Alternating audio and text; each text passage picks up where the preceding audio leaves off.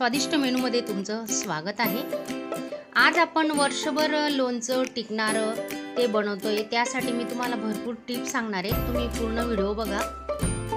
3 kilo कैरी घेतलेली ही आणि ती बाजारातून तिथं धुवून घेतली, स्वच्छ पांढऱ्या कपड्याने पुसली आणि नंतर असं कट केलेले आहेत बघा, तुम्ही बघू शकता। आणि हे बघा असे पांढरे बी असते त्याच्यात, मी तुम्हाला दाखवते जवळून, ती काढून घ्यायची। हे बघा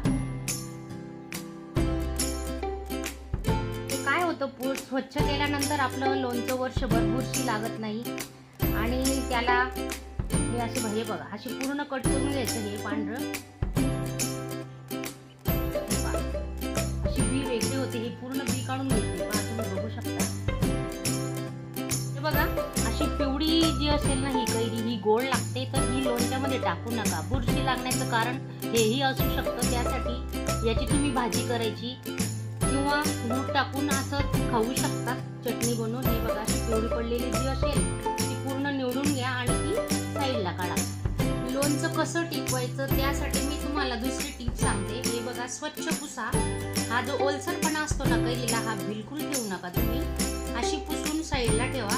असं पूर्ण कैऱ्या हे बघा मी पुसून घेतलेले आहे। वर्ष काय तुमचं 2 वर्ष ही लोणचं हे टिकू शकतं। आता काय करायचं, 4 तासासाठी फॅनच्या खाली मी या कैऱ्या सुकवते। आणि तुमच्याकडे समजा ऊन असेल, कोवळं ऊन, त्याच्यात तुम्ही टाकू शकता, पण मी आता फॅनच्या खाली 4 तास या कैऱ्या ठेवते आणि सुकल्यानंतर मी त्याच्यात मसाले टाकणार आहे। 3 किलो कैरीसाठी तुम्हाला प्रमाण सांगते बघा। ही मेथी डाळ असते, ही बाजारात तुम्ही कुठेही जा तुम्हाला मिळेल, मेथी डाळ सांगा। ती 200 ग्रॅम आहे वजनाला, आणि वाटीने म्हटलं तर ती 1.5 वाटी मेथी घेतली, अर्धी वाटी, 1 वाटी बडीशेप, अर्धी वाटी हळद, 1 वाटी धणे आणि मिरची पावडर घेतलंय 1 वाटी। तुम्हाला मिठाचं प्रमाण सांगते मी। 3 किलो कैरीसाठी हे 2 वाटे मीठ घेतलंय, वजनाला पकडलं तर ते पाव किलो किंवा 300 ग्रॅम तुम्ही एवढं घेऊ शकतात, कमी जास्त थोडंफार होतं, पण 300 ग्रॅम घ्या। आणि तुम्ही ह्या पद्धतीने या प्रमाणात जर लोणचं केलं ना, तर तुमचं लोणचं बिलकुल खराब होणार नाही, बुरशी लागणार नाही। तर हे प्रमाण अगदी योग्य आहे। आणि अर्धी वाटी मी लसूण घेतलंय, काळी मिरी घेतलीये, लवंग घेतलीये, मसाला लवंग 1 चमचाचं हे प्रमाण घेतलेले मी, हिंग आणि लवंग 8 ते 10 लवंग घेतले। धणे आपण थोडे मिक्सरला फिरवून घेऊ आता, प्लस मोडवर फिरवायचं, जास्त बारीक नका करू। हे बघा थोडंसं हाताला असं जाडसर लागलं पाहिजे, जास्त पीठही करू नका। असं आपण आता हे सर्व जिन्नस आहेत ते वाटून घेऊ। बडीशेप घेतोय, तेही आता फिरून घेऊ आपण मिक्सरला। बडीशेप वाटून घेतली, ती तशीच बघा, थोडंसं नॉर्मल ठेवायचं। रवा जसा असतो ना आपला 2 नंबर 1 नंबरचा, तसा। मेथी दाणे, मिरी घेतलीत, काळी मिरी 1 टीस्पून, अशी तुम्ही 15-20 मोजूनही घेऊ शकता। आणि ही मसाला वेलची घेतली 3, त्यालाही आपण बारीक करून घेऊ। वेलची आणि मिरे वाटून घेतले, हे बघा, तेही थोडे जाडसरच ठेवा। लसूण चटणी करून घेऊ आपण, ते खूप महत्त्वाचं आहे, त्याच्याने चवही छान येते। त्याच्यात मिरची पावडर टाकून आपण, हे बघा लसूण आणि मिरची पावडर टाकून कसं छान झालेलं आहे बघा, तुम्ही बघू शकता।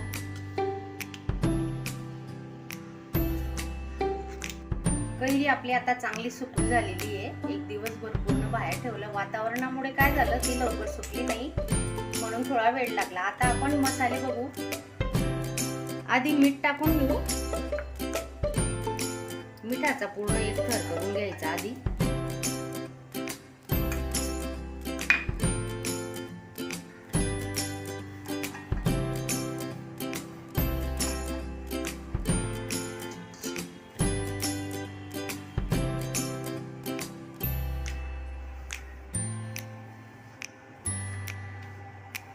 आता ही राई डाळ आहे ती टाकून घेऊ आपण।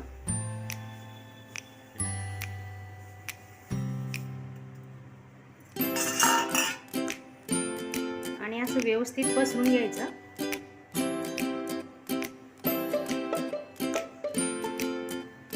धने पावडर टाकतोय आपण आता,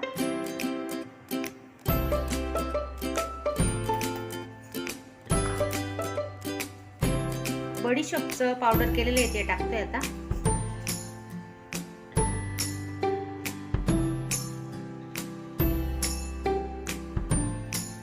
आता मेथी पावडर टाकतोय आपण. ते असं पसरून घेऊ.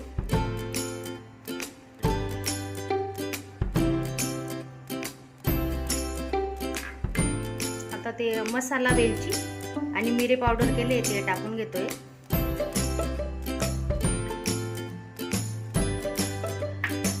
हिंग घेतलाय 1 चमचा.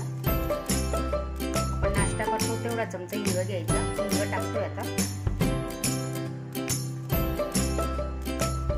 मिरची पावडर घेतोय. लसूण टाकून बनवलेलं लसूणची चटणी बनवतो आपण तसं बनवून घेतलं मिक्स करून. हे असं आता पसरून घेऊ आपण मसाल्यांवर.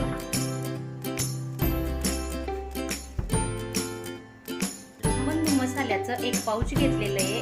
1 किलोला 1 घेतलं तरी चालेल. आणि जर तुम्हाला शक्य नाहीये सुके मसाले घरगुती तर तुम्ही असे पाऊचही वापरू शकता. 3 किलोला 3 वापरा. आणि वरून फक्त तुम्हाला तेल टाकायची आवश्यकता आहे. आता मी 1च पाऊच घेतलेलं आहे कारण माझे घरगुती मसाले आहेत म्हणून मी 1च घेते. हे बघा रामबंधू मसाला आहे. तर आता आपण तो टाकून घेऊया मसाल्यावर.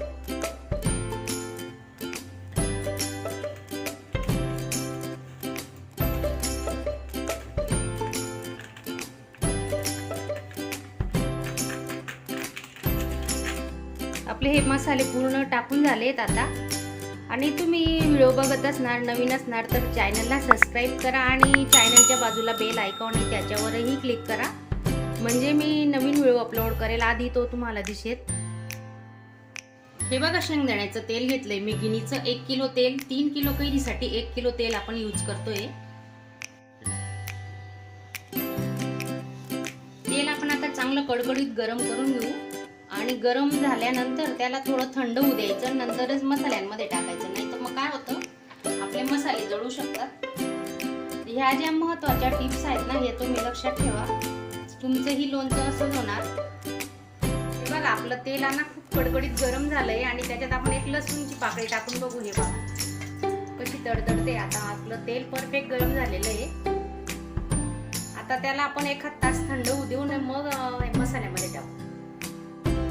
तेल गरम करून थंड केलेलं आहे आपण. आता ते ओतूया मसाल्यांमध्ये. बघा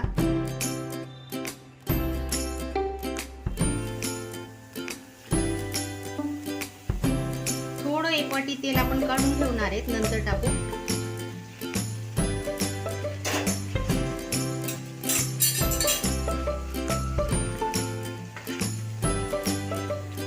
चांगलं मिक्स करून घेऊ आता. हे बघा त्याचा सुगंधही मस्त येतोय तुम्ही बघू शकता.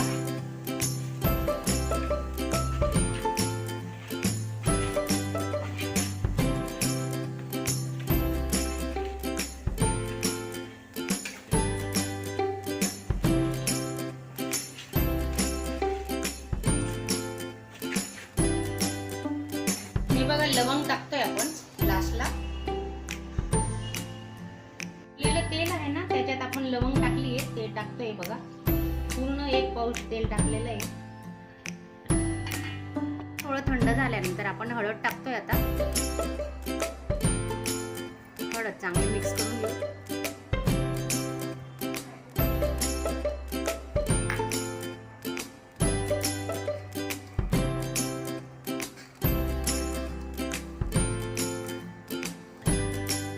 आपला मसाला पूर्ण थंड झालेला आहे.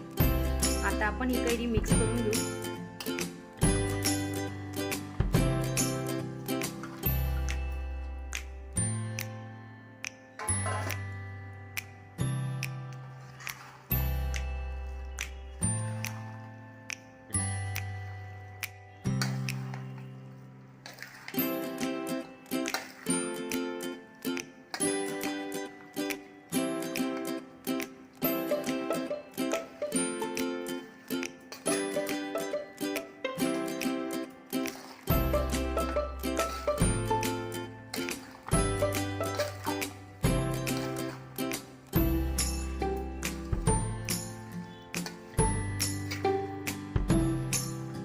हे बघा अशी काचेची बरणी घ्या किंवा तुमच्याकडे चिनी मातीची असेल ती तुम्ही वापरू शकता आणि चांगलं धुवून त्याला एक दिवसभर उन्हात ठेवा आणि नंतरच त्याच्यात हे लोणचं टाकायचं, म्हणजे लोणचं आपलं खराब नाही होणार.